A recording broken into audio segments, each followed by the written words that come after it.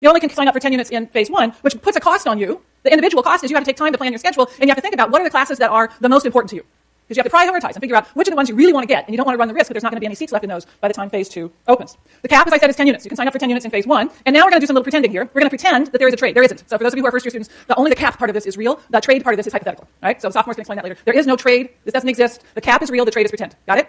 Got it. Okay. But let's pretend. Let's pretend that you can sell some units to somebody else, right? So everybody gets a cap of 10, but suppose that you're only taking gen ed courses anyway. You don't really care what you take. You're not really sort of grooving onto some particular courses yet. And so you figure, what does it matter? I don't need to sign up during phase 1. I'm going to sell some of my 10 units off to somebody else. Or maybe you're somebody who's trying to put together a double or triple major, and one of those majors is engineering, and you've got like no flexibility in your life for the next 4 years. Those people are going to want to buy more units. They're going to want to sign up for more than 10 units in phase 1 before the classes that they really need fill up.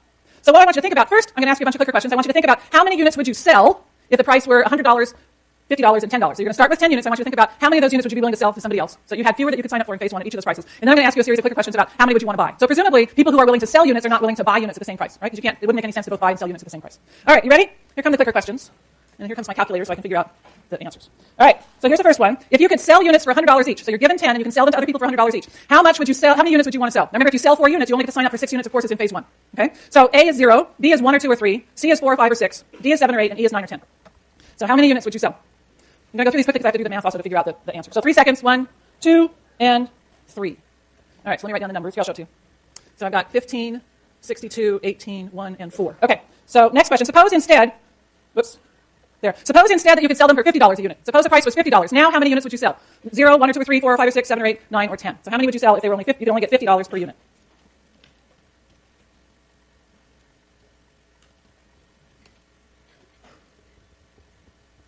Three seconds. 1, 2, 3.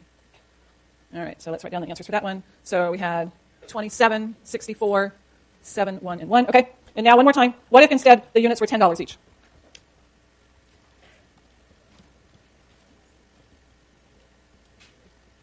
Okay.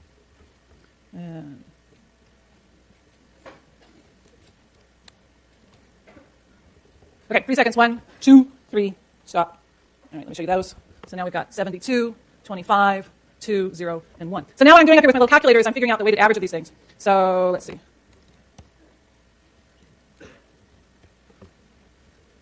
Oops, I did that wrong. 16. Okay, so now let me skip to go to slide. Okay, get rid of that guy. So here's what we got so far. So I'm going to put price up here on the vertical and quantity down here on the horizontal. So we were deriving the supply curve. And we had 3 prices. We had 10, and we had 50, and we had 100. So taking the weighted average of those responses, when the price was 100, you were willing to sell 2.6. I'm going to mark along here. I don't know how these are going to wind up. So let's do 2, 4, 6 like this. So you were willing to sell 2.6 units, so that's about here. At a price of 100, the average number of units for sale was 2.6. At a price of 50, the average number of units for sale was 1.8. So that's about here. And at a price of $10, it was 0.7. So that's about here. So that gives us 3 points on our supply curve. If we had time and I asked you a whole bunch of different prices, presumably we would get answers that gave us, draw your dots bigger if they didn't quite line up. We'd get an upward sloping supply curve that looks like that. All right, now let's go back and derive the demand curve. All right, here's the first one. Now we're looking at buying the units. So now instead of supplying, you're buying. So if you could buy units for $100 each, how many units would you buy? Now, presumably if you're selling units at $100, you're not buying units because you've already made a decision there, right? So if you could buy units for $100 each, so you're not somebody who was selling them for 100 units. If you could buy units for $100 each, how many would you buy? If you buy 4, you can sign up for 14 units in phase 1. 3 seconds. 1, 2, and 3. Let me show you the results. So we've got, where's my regular pen? There it is. 5, 7.5, 9.5. Okay. So what do I have? I have 61% aren't buying at all. 26% are buying 1, 2, or 3, 9, 2, and 1. Okay. Suppose instead they're $50. Now, how many would you buy at $50?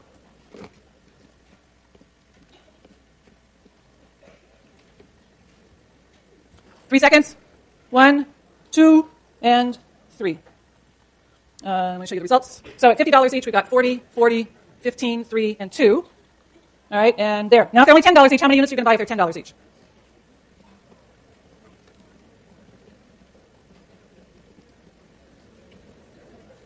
Three seconds. 1, 2, and 3. There you go. All right, $10 each. The answers are 8, 24, 35, 12, and 22. Let me do my math real fast here. 24 times 2 plus 35 times 5 plus 12 times 7.5 plus 22 times 9.5, 5.22. All right. Get rid of this. So here's what we wound up with. At a price of $100, average demand was 1.2 units. So find, I'm going to change color just because it's fun to do so. Find 1.2 units and $100. That's the quantity demanded. That's how many units we would demand at a price of $100.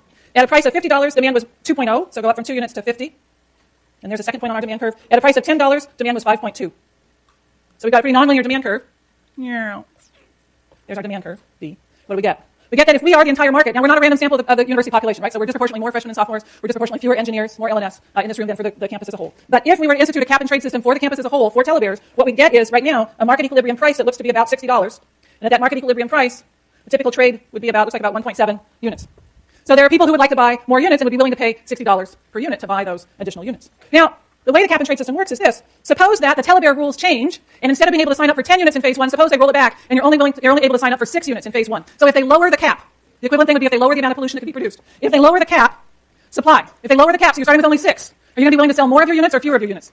Fewer, right? So if they lower the cap, then the effect on supply, find a whole new color here, is going to decrease the number of units that are available for sale. And at the same time, what about demand? If they lower the cap from 10 to 6, you can only sign up for 6 units in phase 1. What's that going to do to the number of units you want to buy? Is it going to increase it or decrease it? Increase it. So if they lower the cap, that's going to increase the number of units you want to buy. It's going to shift our demand curve to the right. Lower supply, higher demand is going to push up the price of the unit. So we wind up with a higher price. Pretty much the way I drew it, I've got close to the same number of units that are being traded, but at a much higher price. That means that because it's now $100 instead of $110 instead of $60 to buy an extra unit, people need to spend more time planning out their schedule. So the higher cost of the units, be those pollution units or units to sign up for courses, the higher cost per unit pushes some of the cost back onto the individual. In the case of pollution, pushes the cost back onto the individual firm to make them figure out how to reduce pollution. In the case of telebears, pushes the cost back onto the students to make them plan out their schedules and really prioritize what are the classes they want to sign up for first and what are the ones they're willing to wait until phase 2. That's cap and trade. So cap and trade is some authority sets a cap. People are allowed to trade. The trade leads to a market price. The authority can change the cap. That's going to change the market price and generate behavior. Yep, question over here, Will. Why not lower the cap down to 0? Because the cost, are we talking telebears or pollution? Pollution. Because the cost of, the idea is that if you lower the cap all the way to 0, the costs of having 0 pollution are extraordinarily high. So think about telebears. If you only had 1 unit in phase 1, right, the cost of that is just extraordinarily high. And so typically the idea is that society doesn't want to bear, because for the pollution, who's bearing the cost? It's eventually passed on to the customers. So the idea is that customers don't want to bear the cost of having pollution pushed all the way down to 0. All right, cap and trade.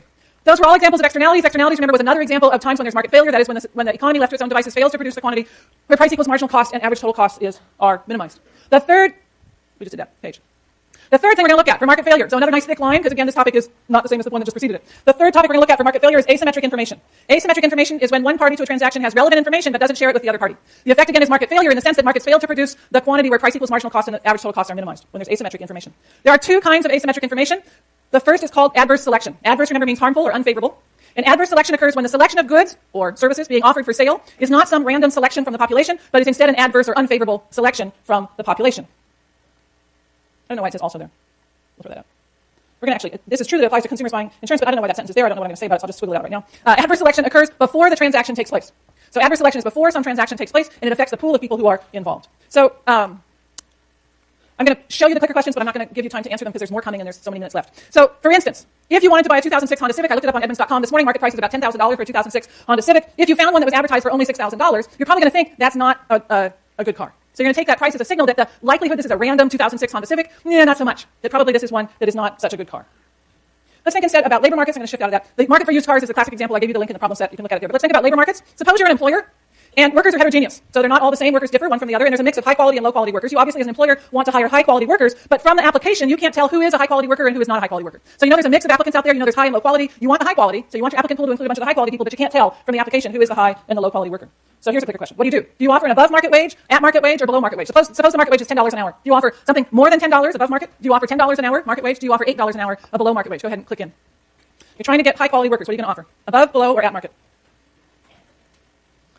3 seconds. 1, 2, 3. Stop. All right.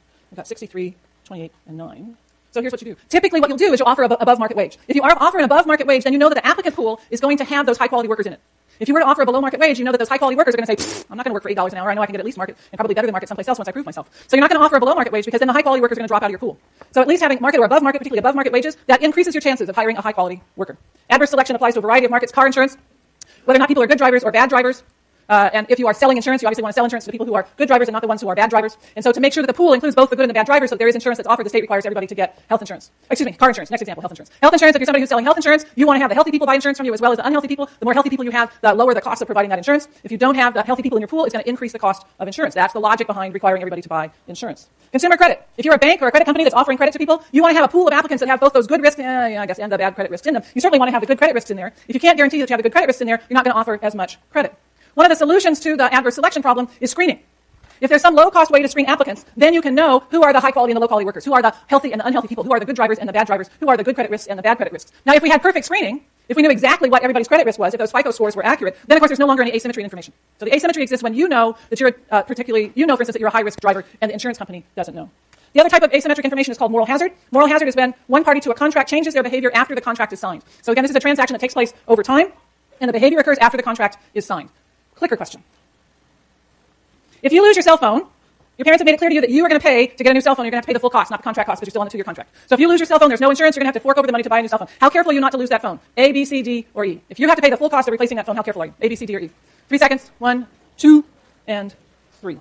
We get 68% of you are extremely careful, 25% 4, 1, and 2. Suppose instead, wait, it's important to do both questions. Suppose instead that you have full insurance on your cell phone with a 0 deductible. You've got all your contacts and your music up in the cloud. You lose your cell phone, you can go down to the Verizon store right after class, pick up an identical phone at no cost to you, get it activated, and be ready to go by 1:15. Now, how careful are you not to lose your phone? A, B, C, D, or E? I can tell how these numbers are coming in. The existence of the insurance changes behavior. The existence of the insurance contract changes behavior. That's called moral hazard. Y'all have a great day. I'll see you next week. Or no, I'll see you tomorrow in office hours.